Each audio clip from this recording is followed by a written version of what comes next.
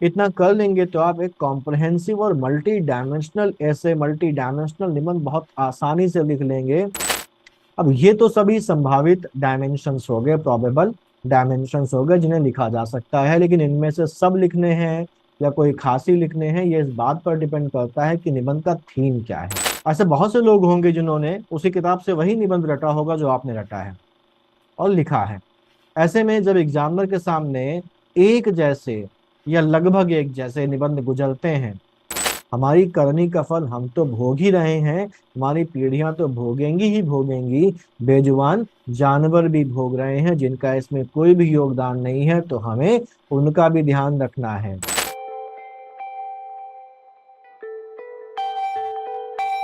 नमस्कार, यूपी विशेष पैनल्स के एक नए वीडियो में आपका स्वागत है। ये ऐसे सीरीज का चौथा वीडियो है। पिछले वीडियो में हम लोगों ने एक अच्छी भूमिका कैसे लिखी जाए उसके बारे में कुछ एग्जाम्पल्स के साथ बात की थी। इस सीरीज को करते समय आप में से कुछ लोगों के दिमाग में ये बात भी आती होगी कि जब मार्केट में और इंटरनेट में बने बनाए निबंध भरे पड़े हैं तो आखिर निबंध लिखना सीखने में समय क्यों बर्बाद किया जा रहा है। वही बना बनाया किताब का या किसी के नोट्स का निबंध जुगाड़ा जाए, रट लिया जाए और एग्जाम के दिन उसी को एग्जाम में जाके लिखाया जाए। और जब ये आसान और सुलभ तरीका मौजूद है जिसका इतना बोलबाला भी है, तो क्यों बेमतलब में दिमाग खपाया जाए। तो बात ये भी सही है, बहुत से लोग इस तरीके को अपनाते हैं और लिख के आते हैं, लेकिन ऐसे में वो जो भी ये तरीका अपना रहे हैं उनमें से लगभग अधिकतर जितने भी लोग हैं सब 120 नंबर के इस पेपर में 60 से 70 के आगे नहीं बढ़ पाते, इसी के बीच झूल जाते हैं। मैंने पहले भी बताया है आपको कि खास तौर से निबंध एक बहुत इंपॉर्टेंट पेपर है, और खास तौर से आरओ के एग्जाम में आपके सिलेक्शन में यही पेपर मेन रोल प्ले करता है। यही पेपर डिसाइड करता है कि आपका सिलेक्शन होगा कि नहीं होगा, और यही पेपर डिसाइड करता है कि आपकी रैंक क्या होगी, आपको सचिवालय मिलेगा या कोई और डिपार्टमेंट मिलेगा। साथ ही साथ पीसीएस के एग्जाम में भी ये आपकी रैंक और आपके सिलेक्शन में एक बड़ा इंपॉर्टेंट रोल प्ले करता है। जब आप किसी किताब से या किसी के नोट से रट के लिख रहे होते हैं ना, ऐसे बहुत से लोग होंगे जिन्होंने उसी किताब से वही निबंध रटा होगा जो आपने रटा है और लिखा है। ऐसे में जब एग्जामिनर के सामने एक जैसे या लगभग एक जैसे निबंध गुजरते हैं, तो वो कैसे नंबर देता होगा इसका अनुमान लगाना कोई बहुत कठिन काम नहीं है।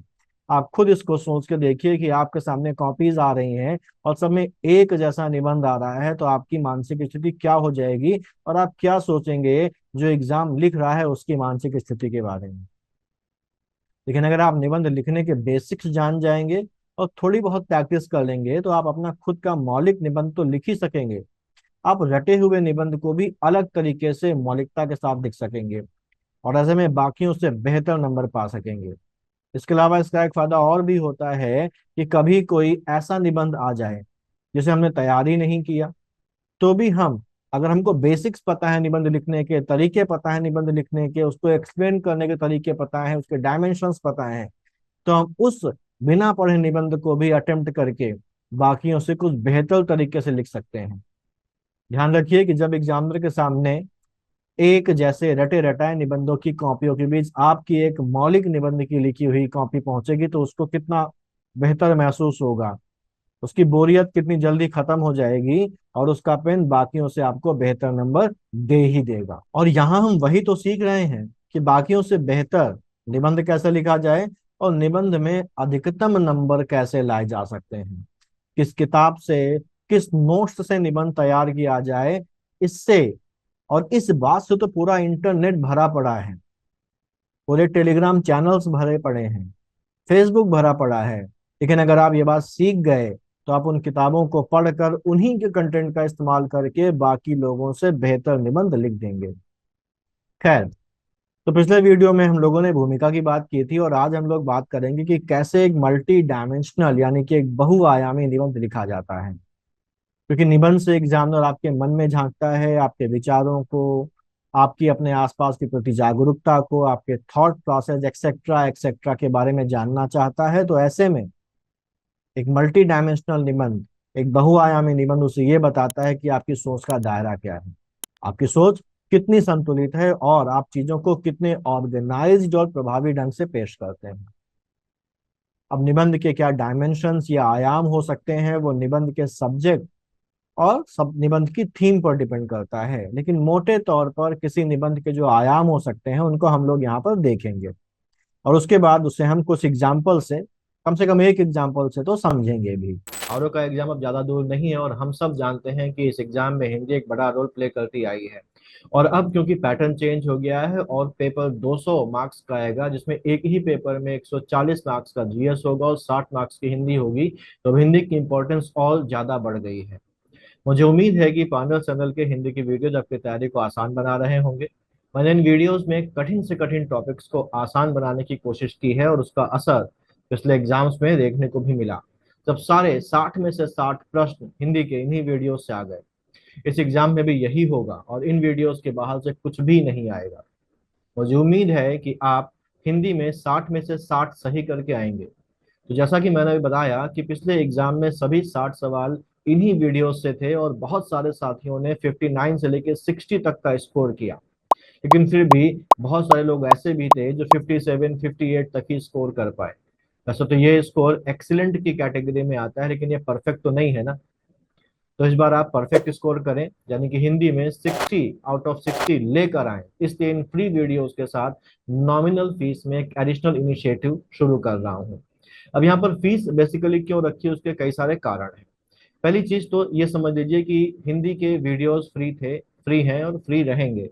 आप इनसे भी तैयारी कर सकते हैं, लेकिन अगर आपको कुछ कटिंग एज चाहिए, जैसे कि आपको पीडीएफ नोट्स चाहिए, पीडीएफ नोट्स केवल उन्हीं पॉइंट्स के नहीं जो इन वीडियोस में शामिल हैं, बल्कि इनके अलावा और एडिशनल पर्यायवाची के शब्द, एडिशनल विलोम के शब्द और सभी टॉपिक्स के और ज्यादा एडिशनल पॉइंट्स इस इनिशिएटिव में मिलेंगे। ये जो पीडीएफ आपको मिलेंगे इन सभी 6 टॉपिक्स के, ये बिल्कुल एररलेस हैं, इनमें कोई भी एरर नहीं है। तो इसके बाद आपको कहीं भी और भटकने की जरूरत नहीं होगी। अब क्योंकि केवल पढ़ना ही जरूरी नहीं होता है, पढ़ने के साथ साथ अच्छी स्टैंडर्ड एग्जाम के लेवल के क्वेश्चंस की प्रैक्टिस भी जरूरी होती है। तो इसके लिए हिंदी के सभी 6 टॉपिक्स के अलग अलग सेगमेंटल टेस्ट होंगे, और इसके अलावा फुल लेंथ टेस्ट भी होंगे जो बिल्कुल एग्जाम के पैटर्न के होंगे। लगभग 6 फुल लेंथ टेस्ट मैं यहाँ पर लूंगा, और साथ साथ सेगमेंटल टेस्ट भी होंगे। तो काफी सारे क्वेश्चंस की प्रैक्टिस जो एग्जाम के लिए बहुत इंपॉर्टेंट है वो आपके यहाँ से कवर हो जाएंगे, और ये सब मेरी खुद की पर्सनल गाइडेंस में होगा। मैं खुद यहाँ पर आपके साथ इन्वॉल्व रहूंगा। तो वीडियोस तो फ्री हैं ही, उनका बेनिफिट आप ले रहे हैं, और इस कटिंग एज का बेनिफिट भी आप उठाइए। और अगर आप चाहते हैं कि आप भी हिंदी में 60 आउट ऑफ 60 लेकर आए, तो इसे जरूर ज्वाइन करिए। ज्वाइन करने के लिए इस व्हाट्सएप नंबर पर आप आरो हिंदी 60/60 लिखकर व्हाट्सएप कर दीजिए। मैं और आप मिलकर मेहनत करेंगे और इस एग्जाम को हर हालत में क्लियर करेंगे। पहला आयाम है समय। समय का मतलब यानी कि अगर हम किसी सब्जेक्ट के पास्ट, प्रेजेंट और फ्यूचर के बारे में बात करते हैं, तो हम उसको समय के आयाम से लिख रहे हैं। यानी कि कोई भी निबंध है तो उसके बारे में एंशियंट जो समय था, प्राचीन काल था, उस समय उसमें क्या होता था, वर्तमान काल में क्या है, और फ्यूचर में उसके बारे में क्या हो सकता है, उस बारे में बात करते हैं। तो हम समय के डायमेंशन यानी कि टेम्पोरल डायमेंशन को फॉलो कर रहे हैं उस निबंध को लिखते समय। दूसरा जो डायमेंशन है वो है सेक्टोरल, जिसमें हम उस सब्जेक्ट का प्रभाव या उसके कारकों को सेक्टर्स के आधार पर डिस्कस करते हैं। अब ये सेक्टर्स कुछ भी हो सकते हैं, जैसे आर्थिक क्षेत्र, खेल, विज्ञान, धर्म, प्रशासन, राजनीति, मीडिया, समाज, एक्सेट्रा एक्सेट्रा। इसके अलावा जियोग्राफिकल डायमेंशन यानी कि भौगोलिक आयाम भी हो सकता है, जिसमें स्थानीय, राष्ट्रीय और अंतरराष्ट्रीय प्रभाव आदि आ सकते हैं। कुछ निबंध ऐसे होते हैं जिसमें हमें किसी समस्या और उसके समाधान पर बात करनी होती है। तो समस्या और समाधान भी एक निबंध के डायमेंशंस हो सकते हैं, और इन समस्या और समाधान के अंदर भी बहुत सारे डायमेंशंस हो सकते हैं। जैसे समस्या में हम इकोनॉमिक एस्पेक्ट ले सकते हैं, ज्योग्राफिकल एस्पेक्ट ले सकते हैं, उस चीज से होने वाली कल्चरल और सोशल समस्याओं को देख सकते हैं। तो इनके अंदर भी डायमेंशंस हो सकते हैं। अब एक स्टैंडर्ड निबंध में मुख्यतः उसके सब्जेक्ट के ऐतिहासिक, भौगोलिक, सामाजिक, आर्थिक, राजनैतिक, प्रशासनिक और भी दूसरे डायमेंशंस की चर्चा करते हुए वहां सामने आने वाली समस्याओं या चुनौतियों और उनके समाधानों का उल्लेख करना चाहिए, उनका मेंशन करना चाहिए, और भविष्य में क्या किया जा सकता है इसके बारे में भी बात करनी चाहिए। अब जरूरी नहीं है कि किसी निबंध में ये सारे डायमेंशंस कवर ही हो जाएं।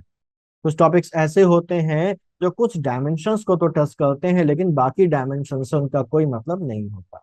वहीं कुछ टॉपिक्स ऐसे होते हैं या उन्हें इस तरीके से पूछ लिया जाता है कि वो कुछ खास डायमेंशंस तक ही सीमित हो जाते हैं। जैसे अगर ग्लोबलाइजेशन पर कोई निबंध आता है, वैश्वीकरण पर कोई निबंध आता है, जैसे निबंध में पूछा गया है कि क्या वैश्वीकरण अपने उद्देश्य में सफल रहा है, तो इसे लिखने का बेस्ट तरीका है प्रॉब्लम और सॉल्यूशंस के फॉर्मेट को फॉलो किया जाए, प्रॉब्लम और सॉल्यूशंस के डायमेंशंस को कवर किया जाए।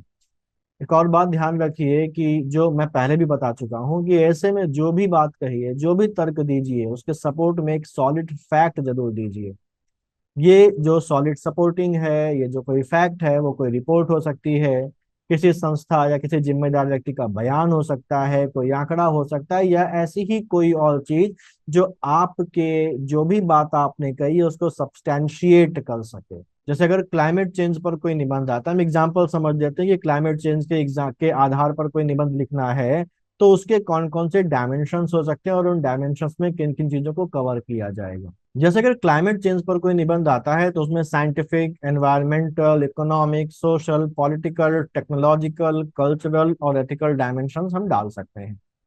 अब साइंटिफिक डायमेंशंस में क्या क्या चीजें हम लिख सकते हैं, तो साइंटिफिक डायमेंशंस में हम जलवायु परिवर्तन, क्लाइमेट चेंज का जो अर्थ है वो समझाते हुए green house gases, carbon emission, global warming को मेंशन कर सकते हैं, और इसके सपोर्ट में साइंटिफिक डेटा, आईपीसीसी की रिपोर्ट्स दे सकते हैं, और इसकी वजह से कारण भी बता सकते हैं कि इसकी वजह से समुद्री जलधाराओं पर क्या प्रभाव पड़ रहा है, ग्लेशियर तेजी से पिघल रहे हैं, वगैरह वगैरह।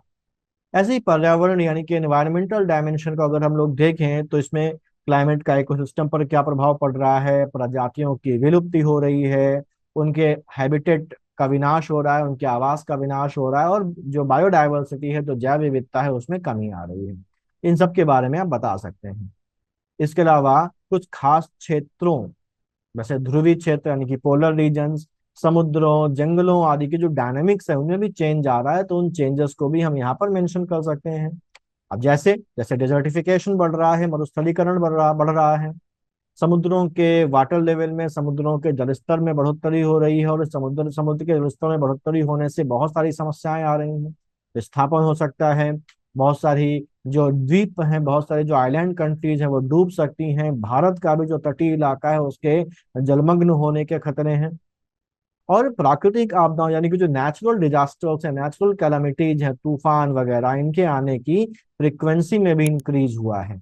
इन सब चीजों को आप अपने सपोर्ट में लिख सकते हैं एनवायरमेंटल डायमेंशन में।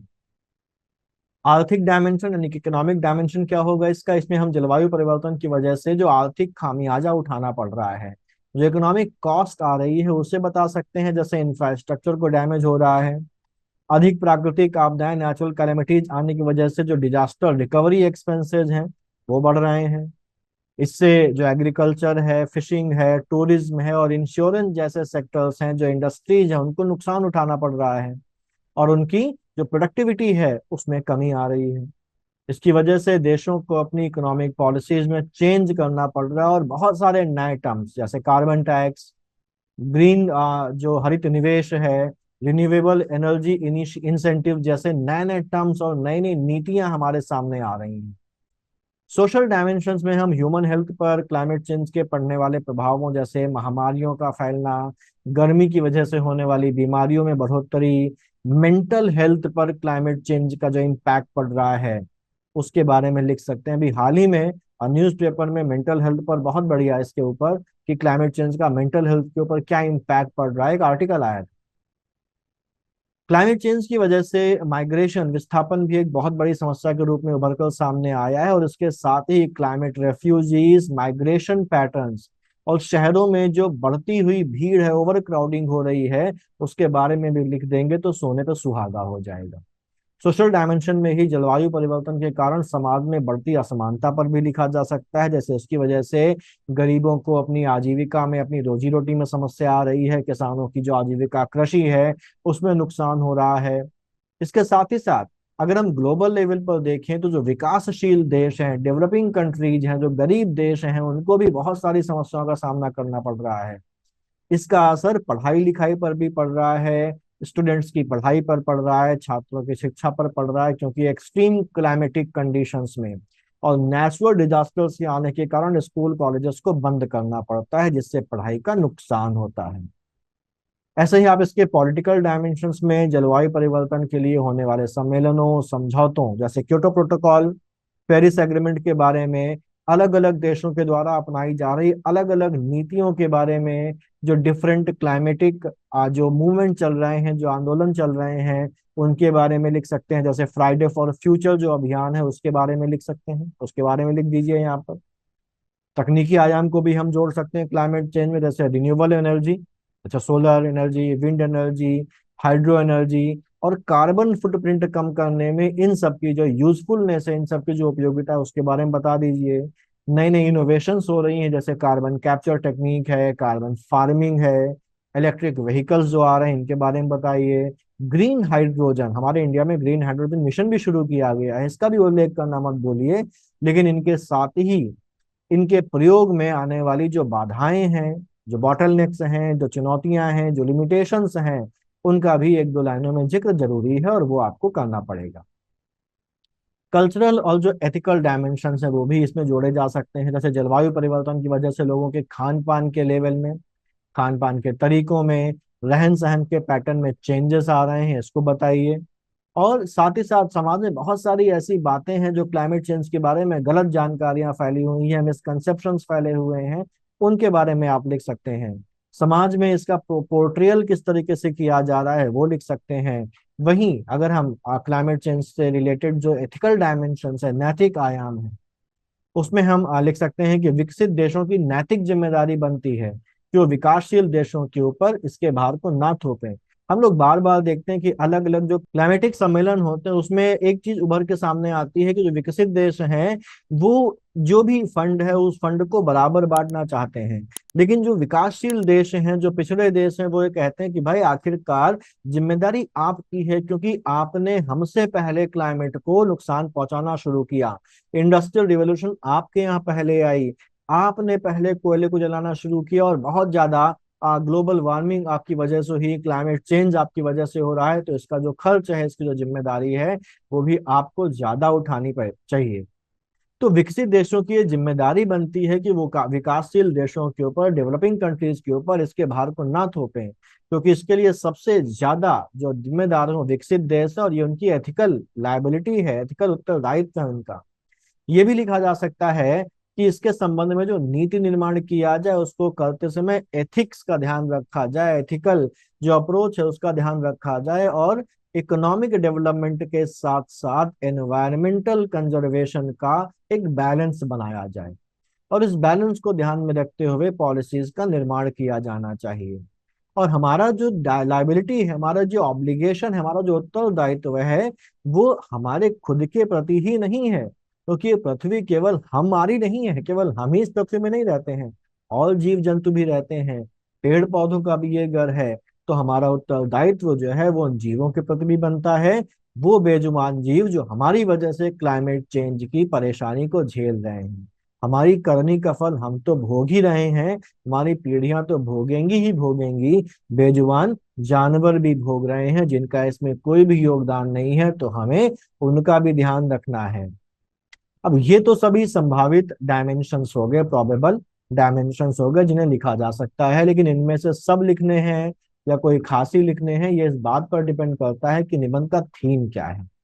और इसके इसके अलावा शब्द सीमा का तो ध्यान हमें रखना ही है, क्योंकि हमें आरओ में 600 शब्दों में लिखना है, पीसीएस में 700 शब्दों में लिखना है। तो अगर हम बहुत ज्यादा शब्द लिखेंगे, बहुत सारे डायमेंशंस को कवर करेंगे, तो हो सकता है शब्द सीमा ही हमारी क्लियर हो जाए, शब्द सीमा ही हम क्रॉस कर जाएं। तो हमको निबंध की थीम को पकड़ना है कि ये कौन से डायमेंशंस यहाँ पर सबसे ज्यादा सूट करेंगे लिखने, और उन डायमेंशंस को हम वहां पर लिखें। तो हमको डायमेंशंस सब देने की कोशिश करनी है, लेकिन शब्द सीमा का ध्यान रखना है। और अगर हम सब नहीं भी दे पाए तो हम सबसे इंपॉर्टेंट, जो सबसे जरूरी है, वो डायमेंशंस तो एटलीस्ट दे ही दें। इसी तरह और भी दूसरे टॉपिक्स के लिए आप अलग अलग डायमेंशंस पर 3-4 लाइंस के नोट्स लिखकर तैयार करते जाइए। ये डायमेंशन सब में कॉमन है। जैसे हमारे पास ऐतिहासिक डायमेंशन सब में कॉमन होगा, इकोनॉमिकल डायमेंशन सब में कॉमन होगा, सोशल डायमेंशन, कल्चरल, तो ये डायमेंशन लगभग सब में कॉमन है। तो आप एक बेहतर होगा कि इन डायमेंशंस की एक टेबल बना लीजिए, और हर एक टॉपिक के लिए, हर एक विषय के लिए जिस पर निबंध आ सकता है, उससे रिलेटेड कंटेंट इस टेबल में ऐड करते जाइए। इतना कर लेंगे तो आप एक कॉम्प्रहेंसिव और मल्टी डायमेंशनल ऐसे मल्टी डायमेंशनल निबंध बहुत आसानी से लिख लेंगे। और ये काम जब आप करेंगे तो ये चीज ना केवल आपके निबंध में बल्कि आपके जीएस में भी बहुत काम आएगी। अगर आपने इसे कर लिया तो मेरी गारंटी है कि आप निबंध में टॉप स्कोरर्स में रहेंगे। तो इतना करिए। किसी और निबंध के टॉपिक के एनालिसिस की जरूरत हो तो कमेंट में मुझे जरूर बताइए। जहां तक निबंध की किताब की बात है और आपको लगता है कि इतनी मेहनत जायज नहीं है, तो बहुत सी किताबें बाजार में आती हैं। निबंध मंथन नाम की एक किताब आती है, वो भी आप ले सकते हैं। तो वैसे भी आप कर सकते हैं, लेकिन मैं कोशिश करूंगा और ये कहूंगा आपसे कि अगर आप किताब से भी कवर करते हैं तो कोशिश करिए कि किताब से तैयार करने के बाद, किताब से याद करने के बाद निबंध को अपनी भाषा में, अपनी शैली में, अपने स्टाइल में लिखने की कोशिश करिए। इससे कुछ तो मौलिकता आए और भेड़ चाल में आप ना फंसे, और भेड़ चाल में फंसकर एवरेज या बिलो एवरेज नंबर लेके ना आए, क्योंकि इससे आपको तो दुख होगा ही होगा, मुझे भी तो दुख होगा। तो मिलते हैं अगले वीडियो में, तब तक पढ़ते रहिए और आगे बढ़ते रहिए। All the best.